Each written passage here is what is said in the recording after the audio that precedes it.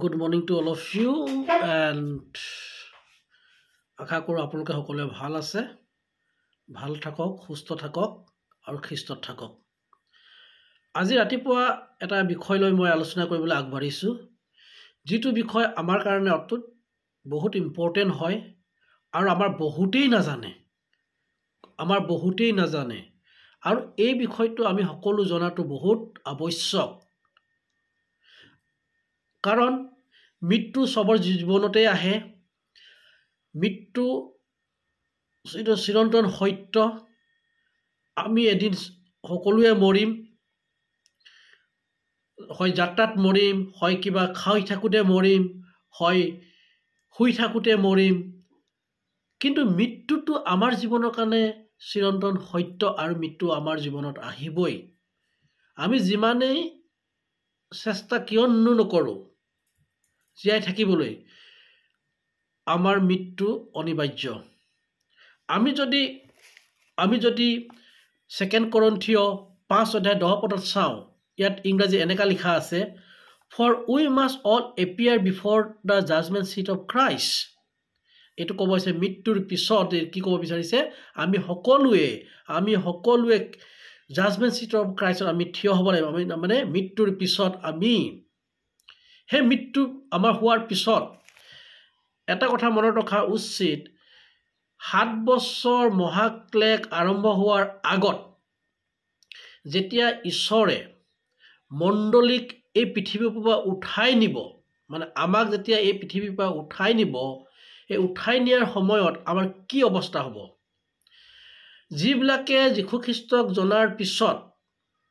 পেন্টিকষ্ট অহাৰ পিছত মণ্ডলী আৰম্ভ হোৱাৰ পিছত যীশু খ্ৰীষ্ট দ্বিতীয় আগমনৰ আগলৈকে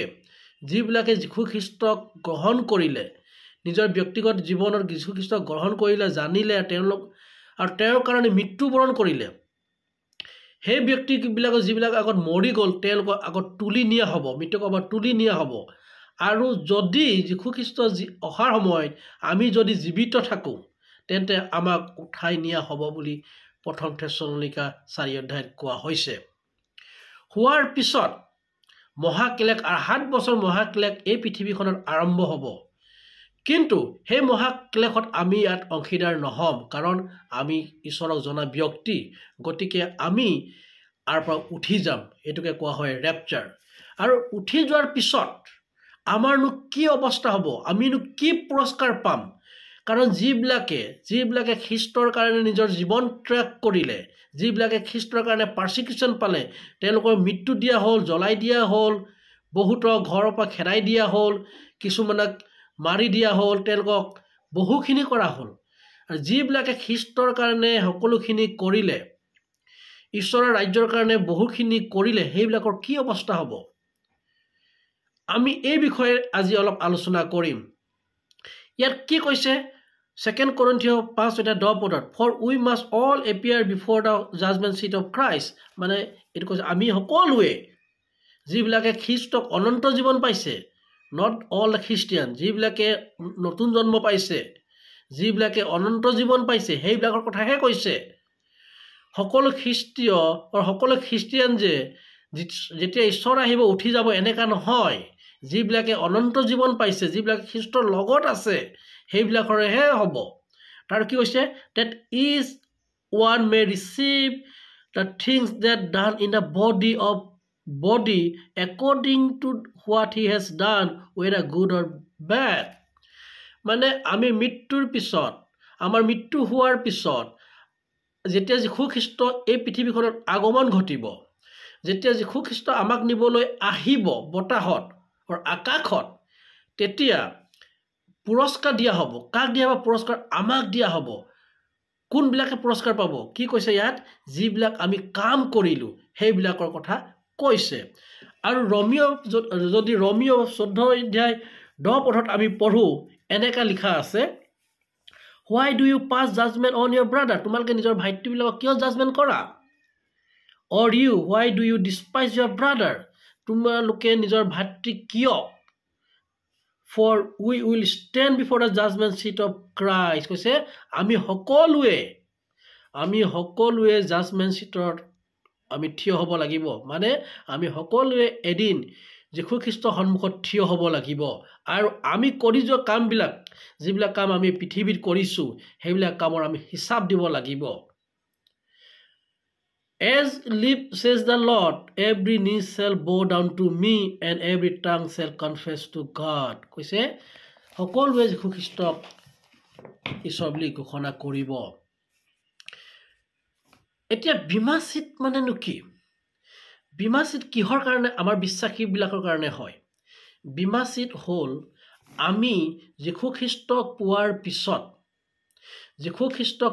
পিছত যিবিলাক কাম আমি কৰিলোঁ যিবিলাক কাম আমি ঈশ্বৰৰ নামত কৰিলোঁ যিবিলাক আমি ত্যাগ কৰিলোঁ তাৰ বাবে আমাক ঈশ্বৰে এদিন পুৰস্কাৰ দিব আৰু এইটো কিহৰ কাৰণে হ'ব এইটো কাৰ কাৰণে হ'ব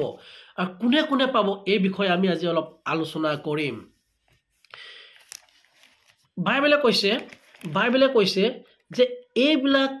পৰিত্ৰাণ পোৱা ব্যক্তিহে পাব মই আগতেই কৈছিলোঁ ৰেপচাৰটো অকল পৰিত্ৰাণ পোৱা ব্যক্তিৰ বাবেহে হয় যিবিলাকে নতুন জন্ম পাইছে তেওঁলোকেহে ৰেপচাৰত উঠি যাব আৰু তেওঁলোকে উৰি যাব যিবিলাকে অনন্ত জীৱন পোৱা নাই দে মাই বি খ্ৰীষ্টিয়ান বেকগ্ৰাউণ্ড তেওঁলোকে খ্ৰীষ্টিয়ান থাকিবও পাৰে খ্ৰীষ্টিয়ান হ'বও পাৰে কিন্তু যদি তেওঁলোকে অনন্ত জীৱন পোৱা নাই তেওঁলোকে স্বৰ্গ ৰাজ্যত নাযায় ৰমিঅ 14 অধ্যায় 10-14 কৈছে ৰমিঅ এনেকা কৈছে মই আপোনালোকক পঢ়িছোঁ শুনিব Therefore let us not pass judgment to one another any longer but rather decide never to be pushed stumbling block way to the brother I know I am pursued in the Lord Jesus Christ nothing unclean in itself but it is unclean to anyone who thinks unclean তো আমি এটা কথা মনত ৰখা উচিত আমি সকলোৱে এদিন ঈশ্বৰৰ ওচৰত থিয় হ'ব লাগিব আৰু এই বিমা চিটটো ক'ত হ'ব এই বিমা চিট জাজমেণ্টটো ক'ত হ'ব আমি যদি যোহনে লিখা শুভবাৰ্তা 14 অধ্যায়লৈ চাওঁ যোহনে লিখা শুভবাৰ্তা 14 অধ্যায়লৈ চাওঁ 1-3 পদলৈ ইয়াত এনেকা লিখা আছে Let not your heart be troubled. You believe God, believe also in me. In my Father's house are many mansions. If it were not so, I would have told you. I go to prepare a place for you. And if I go and prepare a place for you, I will come again and receive you. কা কৈছে এই মণ্ডলী কৈছে আমাক কৈছে যীশুখ্ৰীষ্ট কি কৈছে মই মোৰ পিতৃ ঘৰলৈ যাওঁ আৰু তোমালোকৰ কাৰণে মই ঘৰ বনাওঁ মানে ঘৰ প্ৰিপেয়াৰ কৰোঁ কি কৈছে so I receive you for to myself মই মোৰ কাৰণে তোমালোকক যাতে মই গ্ৰহণ কৰিব পাৰোঁ that where I am there you may be মই য'ত আছোঁ মই য'ত থাকিম তোমালোকো তাত থাকিবা গতিকে এই জাজমেণ্টটো হ'ব এটা স্বৰ্গীয় ৰাজ্যত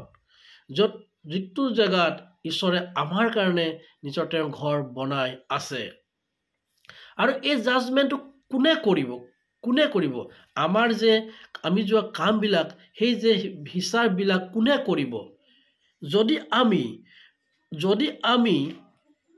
চাওঁ এই জাজমেণ্টটো যীশুখ্ৰীষ্টক দিয়া হৈছে এই জাজমেণ্টটো